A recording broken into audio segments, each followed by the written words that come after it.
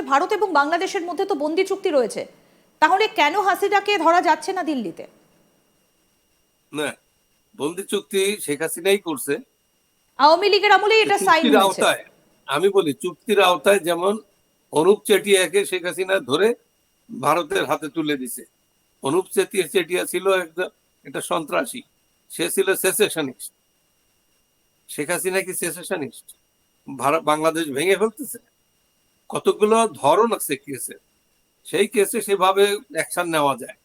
তো আর ভারত ভারত তো তার ইচ্ছে করলে, ভারত যদি বলে যে না আমি মনে করছি না যে শেখ হাসিনা এই মানব জাতির জন্য, গণতন্ত্রের জন্য বা অন্য যেসব ইয়াগুলো আছে, ক্রাইটেরিয়া আছে, তার ভিতরে সে হুমকি, এগুলো আমি মনে করি না। এই আর সে আমার ক্রাইটেরিয়াগুলো যদি গেস্ট। স্যার একটু বলেন, যে এই যে বন্দি চুক্তি, এর মধ্যে কোন কোন ক্রাইটেরিয়াগুলো রয়েছে এগুলো যদি একটু বলেন। এগুলো সবই আপনার ক্রিমিনাল এবং ওই ধরুন দেশ বিরোধী কার্যকলাপ। তো শেখ হাসিনা তো দেশ বিরোধী কার্যকলাপ করে নাই, তো কেন তাকে দিবে? কোনো আইনেই পড়ে না, কোনো আইনেই পড়ে না যে ভারত যে জোর করে তাকে দিচ্ছে না, এটা না। ভারত খুবই আইন মেনেই চলতেছে। আইনে যা কিছু করতেছে ভারত আইনের ভিতরে থেকেই করতেছে, আচ্ছা। এটা আমার বিশ্বাস। আচ্ছা, তাহলে এক্ষেত্রে কেন হাসিনাকে ফেরাতে পারছে না বাংলাদেশ? কোন জায়গাটা আটকে যাচ্ছে? কেন পারবে? পারার কোনো কারণ নাই। যে যেসব কারণে একটা দেশ থেকে ধরে নিয়ে যেতে হয়, সেই কারণ তো শেখ হাসিনার বেলায় ঘটেনি। কেন পারবে? আমরা তো এটাই বোঝানোর চেষ্টা করছি যে শেখ হাসিনা যে অন্য ক্রিমিনালদের মতো ওই রকম অপরাধ সে করে নাই। আপনি দেখেন একটা ষড়যন্ত্র, বরং শেখ হাসিনার বিরুদ্ধে যারা ন্যাশনালি ইন্টারন্যাশনালি ষড়যন্ত্র করছে, এটা তো বিপ্লব না 5 তারিখ, এটা ষড়যন্ত্র। ইন্টারন্যাশনাল কনস্পিরেসির যুবকাস্টে এটা বলি হয়ে গেছে। তারপরে একটা সুন্দর দেশ এগিয়ে যাচ্ছে তরতর করে, সেই দেশটাকে উল্টাই দেওয়া হয়েছে তার গভর্নমেন্টকে। তার সকল প্রকার উন্নয়ন কর্মকাণ্ড বন্ধ হয়ে গেছে, ব্যবসা বাণিজ্য কিচ্ছু নাই, মানুষের নিরাপত্তা নাই। যখন তখন মব জাস্টিস হচ্ছে। যে দেশে মব জাস্টিস হয় সে দেশে কি এমনি তো কোনো, সব মানুষকে, যেমন ব্রিটেন বলছে যে তোমরা ওখানে ভিজিট করো না, আমেরিকা বলছে যে আমেরিকান নাগরিকরা ভিজিট করবে না, ওখানে মব জাস্টিস আছে।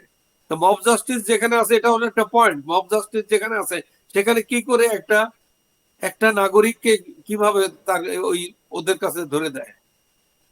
আরো বহু কিছু আছে যেটা নিয়ে কোনো অবস্থাতে আইনে কম।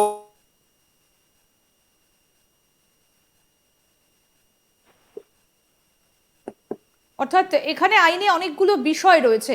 তবে একটা বিষয়, এই যে বারবার করে চিঠি দেওয়া হচ্ছে দিল্লিকে শেখ হাসিনাকে ফেরানোর জন্য, সেখানে কি কি বিষয় উল্লেখ করছে বাংলাদেশ, যে কেন তারা ভারতে এসে শেখ হাসিনাকে জিজ্ঞাসাবাদ করতে চায়? জিজ্ঞাসাবাদ করার প্রয়োজনীয়তাটাই বা কোথায়? এটা কি শুধুই চাপ দেখুন, বাড়ানো? দেখুন এটা হচ্ছে ওদের ওদের ওদের আমি তো দেখছি ওদের ভারত ওদের মামা বাড়ি। হুম। ওরা মামা বাড়ির আবদার করছে ভারতের কাছে। ওরা আগে স্লোগান দিছে না, ভারত যাদের মামা বাড়ি দেশ ছাড়ো তাড়াতাড়ি। তো এখন ওদের কার্যকলাপ দেখে মনে হচ্ছে ভারত এখন ওদের মামা বাড়ি হয়ে গেছে। ভারতের কাছে আবদার করছে যে আমরা এসে দিল্লিতে এসে ইন্টারোগেশন করব, যে গুজো চিত হয়ে শুইতে চায়। এগুলো এগুলো শুনেন, যারা দেশটাকে, যারা সারা পৃথিবীতে এমন একটা ব্যাড নেম আরম্ভ করছে, এই ইউনূসের সরকার। আপনি, আমরা তো সবাই দেখি, সকলে দেখে, এ ফালতু হয়ে গেছে সারা পৃথিবীর কাছে। আপনি দেখবেন না এই কিভাবে এই দেশটা আর কিছুদিন যদি সে সুযোগ পায় থাকার, তো হুম। বাংলাদেশ একেবারে কক মারে ঢুকে যাবে। এখান থেকে উঠানোর, উদ্ধার করার আর কোনো সুযোগ থাকবে না। আমি আরো একটা বিষয় আপনার কাছ থেকে একটু পরিষ্কার হতে চাইবো, এই যে ইন্টারপোল, ইন্টারপোলের কাছে আবেদন করার শর্তগুলো কি রয়েছে, নিয়মাবলী বা কি? যখন কেউ বা কারা যখন ইন্টারপোলের কাছে এই ধরনের কোনো রকম কোনো আবেদন করা হয়, তখন নিয়মগুলো কি কি? সেটা নিশ্চয়ই নিয়ম আছে, কিন্তু ইন্টারপোল কি রেসপন্ড করছে? একজন আবেদন করতেই পারে, একজন চাকরির জন্য আবেদন করলো, তার ল্যাঙ্গুয়েজ, কার ল্যাঙ্গুয়েজ কি হবে সেটা তো আর আমরা জানি না, এটা বোঝা যায় না। এক একজনের ল্যাঙ্গুয়েজ এক এক রকম, এক একজনের চাহিদা একরকম, হয়তো যে জানে না বোঝে না অথচ চেয়ে বসে, এরকম হতে পারে না? তা ওরা কোন ইয়াতে ইন্টারপোলের কাছে লিখলো, ইন্টারপোল সেটা তার কগনিজেন্সিতে নিয়েছে কিনা এটা বুঝতে হবে। ঠিক। আমি জানতে চাইবো যে সেনার ভূমিকা তাহলে এই মুহূর্তে কি? ইউনূস প্রশাসন যেখানে খুশি আবেদন করে যাচ্ছে, সেনা কি তাহলে মুখ বন্ধ করে বসে রয়েছে? কি বলছেন ওয়াকারুজ্জামান? তারই বা কি বক্তব্য এই পরিস্থিতিতে দাঁড়িয়ে? দেখুন, ওয়াকারুজ্জামান, ইউনূস, জামাত, জঙ্গি, জিহাদি, এরা তো একসাথে ষড়যন্ত্রের শিকার ছিল বা ষড়যন্ত্রের পার্ট ছিল। এখন যদি কেউ ভালো হতে চায়, কেউ যদি আসলে মানে রিয়ালাইজেশন হয় যে আমি ভুল করছি বা এখন একটা শুধরানোর পথ যদি খুঁজতে থাকে, সেটা হতে পারে, সেটা ওয়াকারুজ্জামান হতে পারে, যে কেউ হতে পারে। তো কি করবে এরা, এরা কি করবে এটা আসলে এদের বিষয়, এদের ব্যাপার। ওয়াকারুজ্জামান কি করবে এটা কিন্তু বোঝা যাচ্ছে না, আমি আর আপনি বলতে পারবো না যে সে কি করবে। ফাইনালি লাস্ট মুহূর্তে দেখা পর্যন্ত বোঝা যাবে না যে ওয়াকারুজ্জামান কি করছে। শুধু ওয়াকারুজ্জামান না, আরো আপনার দেখেন না পাকিস্তানি যারা আছে, পাকিস্তানি যে গুপ্তচর এখানে আছে, প্লাস পাকিস্তান মাইন্ডেড যে আর্মি গুলো এখানে শোনা যাচ্ছে যে এখানে একটা আর্মিতে কয়েকটা দল হয়ে গেছে। তো এগুলো এখন প্রেডিক্ট করা, ইট ইজ ভেরি আনপ্রেডিক্টেবল যে আপনি কার সম্পর্কে কি বলবেন। এখানে তো হান্টিং চলছে, ডেভিল হান্টিং। এই যে সাইফুল, গতকালকে দেখলাম একটা নিউজে আমরা আলোচনা করলাম যে লেফটেন্যান্ট জেনারেল সাইফুলকে ধরার চেষ্টা করছে, তার বাড়িতে বাসায় রেড করছে। তো এগুলো তো চলছে ওখানে। আপনি এরা একটা জঙ্গলি, পুরো একটা জঙ্গলি শাসন, যেখানে একটা আইনের শাসন প্রতিষ্ঠা হয়েছিল, সারা পৃথিবীর মানুষ বাংলাদেশের সাথে ব্যবসা বাণিজ্য করার জন্য উদ্গ্রীব ছিল।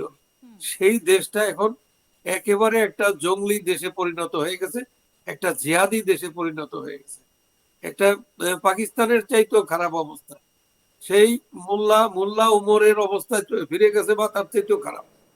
মোল্লার ওমরের ওখানে কিন্তু মব জাস্টিসের কথা আমরা নিউজে দেখি নেই, ঠিক। দেখছি যে বৌদ্ধ মন্দির ভাঙতেছে, সব ট্রেডের নাম হচ্ছে, এগুলো দেখছি, কিন্তু মব জাস্টিসের কথা আমরা দেখি না। আর এখানে তো যা তা করা হচ্ছে। এখানে ওরা যে কয়েকজন ক্ষমতায় আছে, জনগণ আলটিমেটলি তাদের একটা ধাওয়া দিবে, এই ধাওয়া যতক্ষণ না দিচ্ছে ওরা মনে করছে যে ওরা স্বর্গে আছে, যা তা করতে পারে, তাই করছে না। এবং সারা পৃথিবীর সাথে, ইন্টারপোলের সাথে সেই একই বিহেভ করছে। যখন তখন একখান চিঠি লিখে শুরু করছে যে কি করতে হয়।